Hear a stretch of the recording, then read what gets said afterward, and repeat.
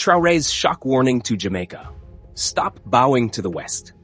In moments of global crisis, some speeches fade like background noise, and others strike like lightning. Today, we revisit an address that sent shockwaves across the Atlantic. President Ibrahim Traoré's message to the people of Jamaica. A message not wrapped in diplomacy, but in urgency. A message that challenges history itself. What happens when a young African leader stands before the descendants of a stolen people and says, "Stand up, reconnect, and stop bowing to the West"? What happens when the Caribbean is reminded that its heartbeat was born in Africa, and its future may depend on returning to that rhythm? This is not a story about Burkina Faso alone. It is a story about Jamaica's sovereignty, global power shifts, and a warning that the world's balance is changing faster than anyone expected. If you care about truth, sovereignty, and the awakening of the global black world, hit subscribe and join us as we uncover the message that frightened Western capitals and electrified the diaspora. Dear friends, today we explore a political moment that felt less like a speech and more like a seismic crack in the old world order. When President Ibrahim Traoré, the 36-year-old revolutionary leader of Burkina Faso, spoke to Jamaica, he wasn't delivering a polite diplomatic greeting. He was delivering a diagnosis of empire, identity, and the psychological war still waged against nations once chained by colonialism. To understand the weight of his warning, we must begin with the history he invoked. Jamaica and Burkina Faso are separated by an ocean, yet united by a rupture. Millions of Africans were taken from West Africa and scattered across the Caribbean, transformed into labor, stripped of language, identity, and rights. But something survived. Culture survived, rhythm survived, resistance survived. Traoré's message capitalized on that truth. The diaspora was never disconnected. The world simply needed them to believe they were. As he spoke of Jamaica's heartbeat, he reminded them that their survival was an act of defiance, that they carried African memory in every drumbeat, every hymn, every cultural expression. But then his tone sharpened. Jamaica, he said, is politically free but economically captive. The tools of domination have changed. Whips replaced by loans, overseers replaced by financial institutions, and open colonialism replaced by the quiet violence of indebtedness. When Traoré referenced the IMF, he wasn't speaking in metaphor. Jamaica, like many Caribbean nations, has spent decades negotiating reform programs that shaped its public spending, limited its growth, and ensured dependency. These programs are framed as partnership, but their outcomes resemble a restructuring of sovereignty itself.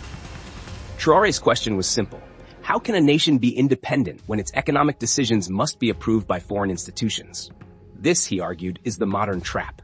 Not overt domination, but strategic dependency. Not forced rule, but consent manufactured through financial pressure. But his warning went deeper. Jamaica is praised internationally while being quietly pressured to remain in place. Traoré suggested that when Jamaica aligns too closely with the West, it reinforces the global hierarchy that keeps Africa divided, dependent, and politically fragmented. But when Jamaica looks toward Africa, the equation changes.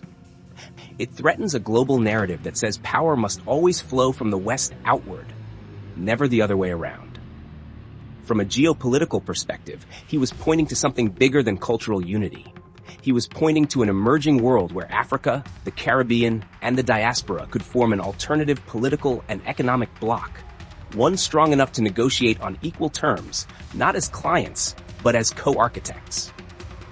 Traoré's message then shifted toward history, reminding Jamaicans that their ancestors didn't disappear in the Atlantic. They became seeds on foreign soil, seeds that grew into revolutions, cultural renaissances, and artistic movements that shaped the world. Bob Marley's call for Africa Unite wasn't music, he told them. It was prophecy waiting for political fulfillment. But unity, Traoré explained, is not achieved through emotion alone. It requires structures, trade, education, technology, and shared governance. He imagined African and Caribbean students studying together, engineers collaborating across continents, and cultural identities blending into a single global force the West could no longer ignore. This wasn't rhetoric. It was strategy. Because while Jamaica navigates debt, tourism dependency, and limited industrial power, Africa is undergoing one of the largest geopolitical shifts of the century, rejecting military bases, renegotiating mineral rights, building regional alliances, and reducing foreign dependency. Traoré's message was clear. Jamaica does not need Western approval to evolve. It needs partners who see it as equal, not as manageable. Then came the hardest truth in his speech. Neocolonialism wears a suit, not a uniform. It hides in the language of partnership, reform, and modernization, while maintaining the same imbalance of power that defined the colonial era. It convinces nations that success requires imitation of former empires. That progress is measured by how closely you resemble your colonizer. Traoré rejected that idea outright. He argued that both Africa and Jamaica remain rich, just not in the currencies the West values. Jamaica's culture, land, and creativity are immense sources of power. Africa's natural resources, population, and strategic geography make it the most pivotal region of the 21st century. Yet both have been maintained in cycles of dependency because an awakened black world would fundamentally rewrite global power dynamics. His speech, then, was not just a warning. It was an invitation and a challenge.